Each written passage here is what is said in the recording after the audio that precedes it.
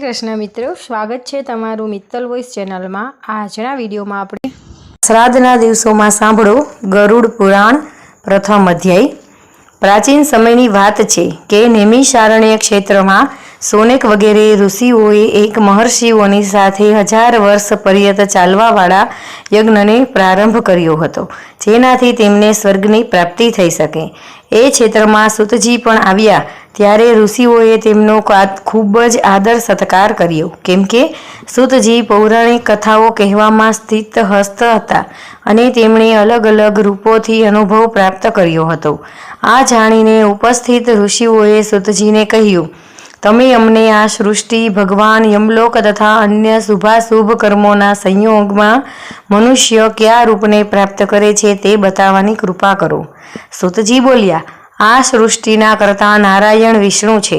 તે જ નારાયણ વિષ્ણુ જળમાં રહેવાને કારણે નારાયણ છે, લક્ષ્મીના પતિ છે અને એમણે અનેક અવતાર ધારણ કરીને પૃથ્વી પર અધર્મનો નાશ કર્યો છે અને પૃથ્વીની રક્ષા કરી છે। એમણે રામનો અવતાર ધારણ કરીને લંકાના રાજા રાવણથી ઋષિમુનિઓનો ઉદ્ધાર કર્યો હતો। એમણે ઋષિ રૂપનો અવતાર ધારણ કરીને હિરણ્યકશ્યપનો ઉદ્ધાર કર્યો। આજ ભગવાન વિષ્ણુ સૃષ્ટિમાં આદિ કરતા, પાલન અને રુદ્ર રૂપમાં સંહાર કરવાવાળા છે। ભગવાન વિષ્ણુએ જ વરાહનું રૂપ ધારણ કરીને પૃથ્વીનો ઉદ્ધાર કર્યો અને મત્સ્ય રૂપ અવતાર લીધો। ભગવાન વિષ્ણુનો જ અંશ વેદ વ્યાસ છે અને વેદ વ્યાસજીએ આ પુરાણોની સૃષ્ટિ કરી છે।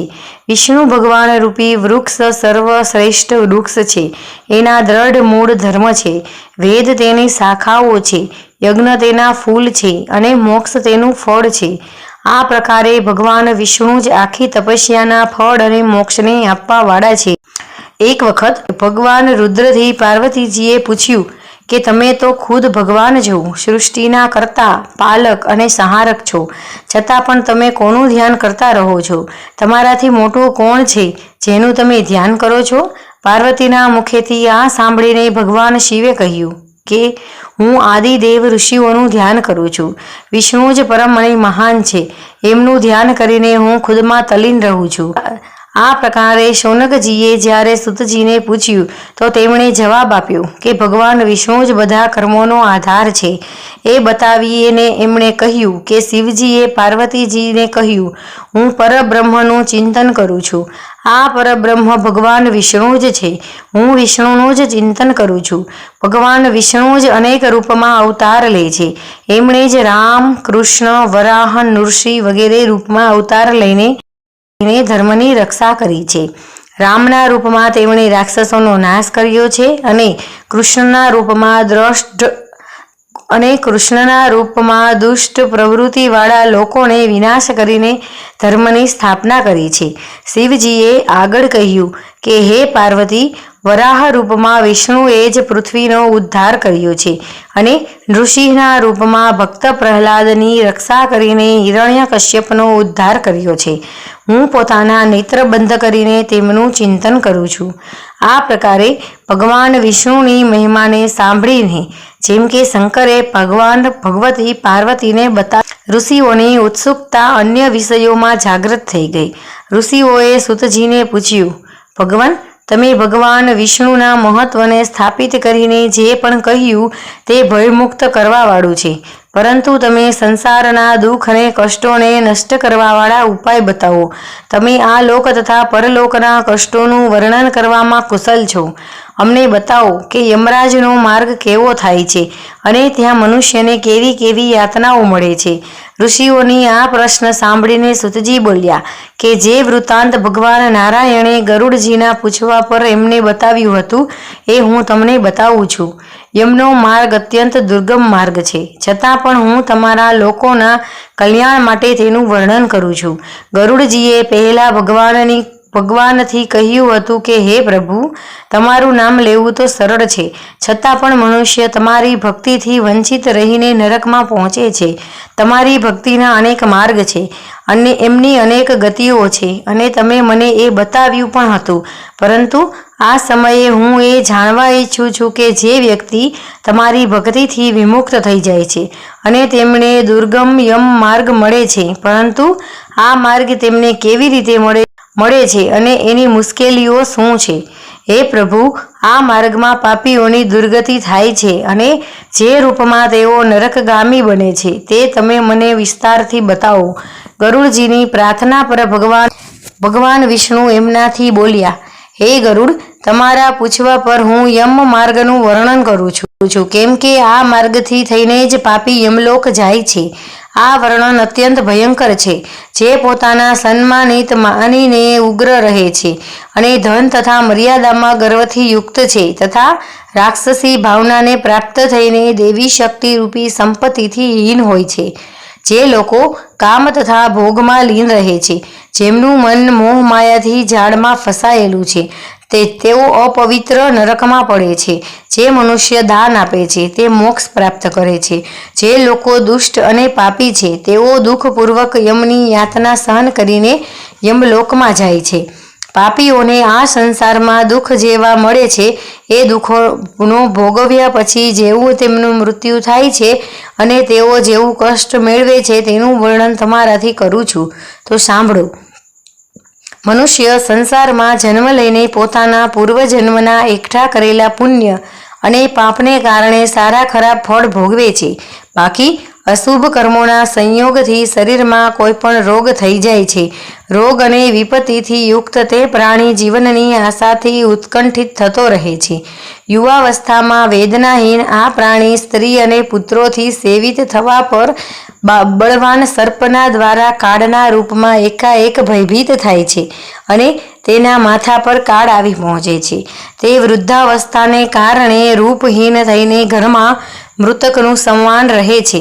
તે ગૃહસ્વામી દ્વારા અપમાનયુક્ત આહારને કૂતરાની સમાન ભોજન કરે છે. રોગ અને મંદાગ્નિને કારણે ખોરાક ઓછો થઈ જાય છે અને ચાલવા ફરવાની શક્તિ ઘટી જાય છે. તે ચેષ્ટાહની થઈ જાય છે. જ્યારે કફથી સ્વર નળીઓ રોકાઈ જાય છે, આવાગમનના કષ્ટ થાય છે. ખાંસી અને શ્વાસના વેગને કારણે તેમના કંઠથી ઘૂર ઘૂર શબ્દ થવા લાગે છે. ત્યારે તે ચેતનાહીન રહેવાને કારણે ચાર પાય પર પડીને વિચારે છે અને બધું વર્ગથી ઘેરાયેલો હોવાને કારણે પ્રાણી મૃત્યુથી નજીક આવતો રહે છે. બોલવાથી પણ નથી બોલાતો. આ પ્રકારે હંમેશા કુટુંબના પાલન પોષણમાં જેમનો આત્મા લાગેલો રહે છે એ પરિવારના પ્રેમની વેદનાથી રોઈને તે પ્રાણી પરિવારની વચ્ચે જ મરી જાય છે. હે ગરુડ, મૃત્યુના સમયે દેવતાઓની સમાન પ્રાણીની પણ દિવ્ય દ્રષ્ટિ થઈ જાય છે. તે સંસારને પ્રભુમય જુએ છે. એને કશું જ બોલવામાં અસમર્થ થઈ જાય છે. ઇન્દ્રિયોની વ્યાકુળતાથી ચૈતન્ય પ્રાણી પણ મૂળની સમાન થઈ જાય છે.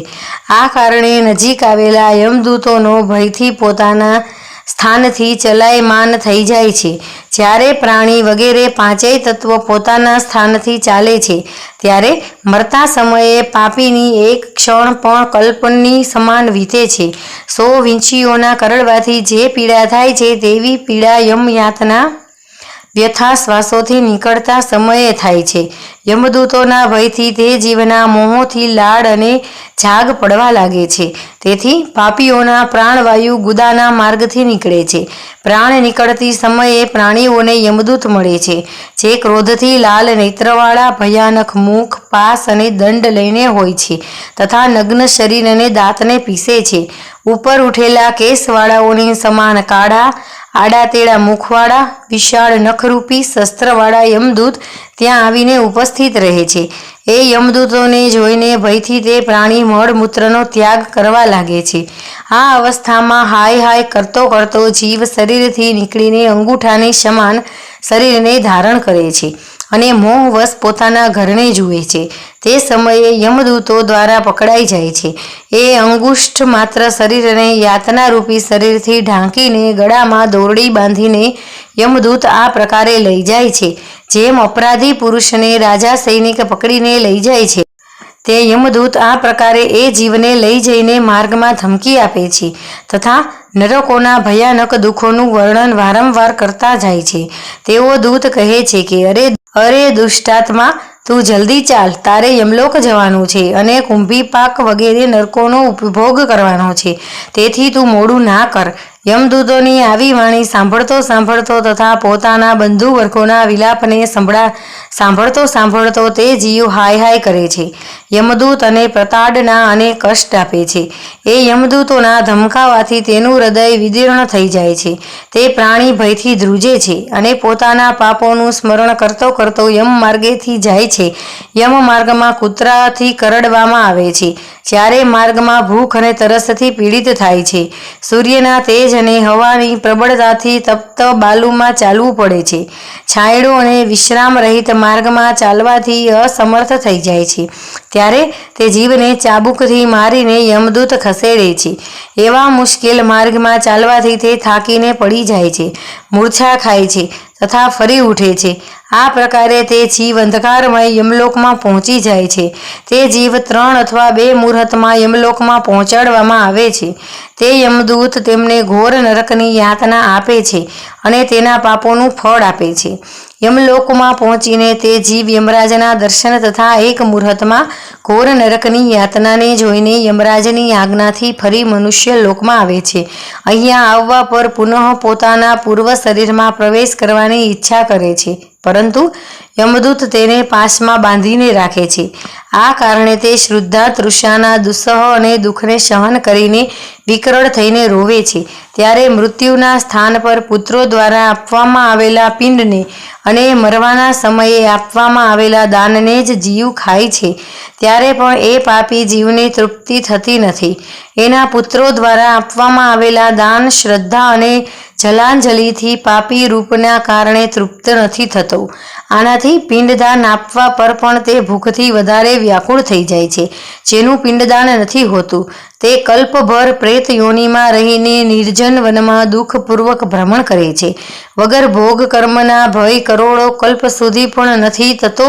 તેને યમની યાતના ભોગવ્યા વગર મનુષ્યનો જન્મ પણ નથી મળતો અને એમને આ યોનિમાં ભટકવું પડે છે. હે ગરુડ, એ પિંડના પ્રતિદિન 4 ભાગ થાય છે. તેમાંથી 2 ભાગ પંચભૂતો માટે હોય છે, જેમાંથી દેહની પુષ્ટિ થાય છે. ત્રીજો ભાગ યમદૂતોને મળે છે અને ચોથો ભાગ તે પ્રેતને ખાવા મળે છે. આ પ્રકારે પ્રેતને 9 દિવસ સુધી પિંડદાન ખાવા મળે છે. 10મા દિવસે પિંડદાનથી પ્રેતનું શરીર નિર્મિત થાય છે અને ચાલવામાં સામર્થ્ય થાય છે. પક્ષીઓમાં શ્રેષ્ઠ પૂર્વ શરીરના બળી જવા કે નષ્ટ થઈ જવા પર પુત્ર દ્વારા આપવામાં આવેલા પિંડોથી એ જીવને દેહ મળે છે. તે જીવન હાથભરનું શરીર મેળવીને યમલોક માર્ગમાં પોતપોતાના શુભ અશુભ કર્મોને ભોગવે છે. હવે હું 10 દિવસના આપવામાં આવેલા પિંડથી જે પ્રકારે શરીર બને છે એને કહું છું.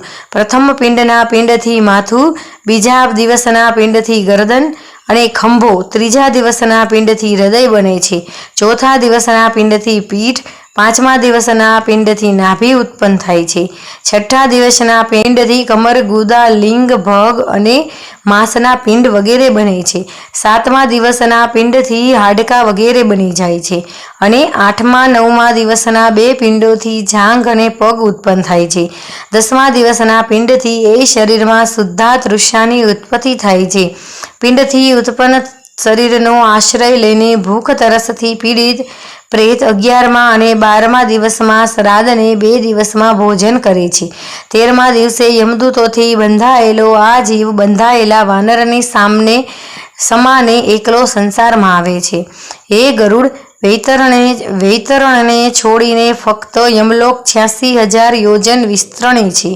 હવે આ જીવને પ્રતિ દિવસ 24 કલાકોમાં ક્રમશઃ 247 યોજન અમદૂતોની સાથે સતત ચાલવું પડે છે. ચાલવાવાળા આ માર્ગમાં અંતમાં 16 ગ્રામ પડે છે અને લાંઘકર સુધી ધર્મરાજના નગરમાં તે પાપી જીવ પહોંચે છે. તે નગરોના નામ છે સૌમ્યપુર, સોરીપુર, નગેન્દ્ર ભવન, ગંધર્વ, શૈલાગમ, ક્રોંચ, ક્રૂરપુર, વિચિત્ર ભવન, દુઃખદ, નાનાક્રંદપુર, સુતપ્ત ભવન, રૌદ્રનગર, પર્યાવર્ષણ, સીતાદય, બહુભીતિ. એમની આગળ યમપુર છે. યમના પાસ બંધનમાંથી બંધાયેલો તે પાપી જીવ માર્ગમાં રોતો રોતા પોતાના ઘરને છોડીને યમલોક જાય છે.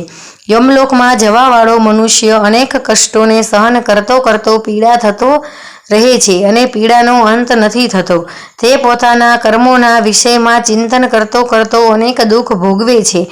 આના પર પણ જો તે ફરીથી જન્મ પ્રાપ્ત કરે છે ત્યારે એ જ પ્રકારે ભગવાનને ભૂલીને કર્મ કરે છે.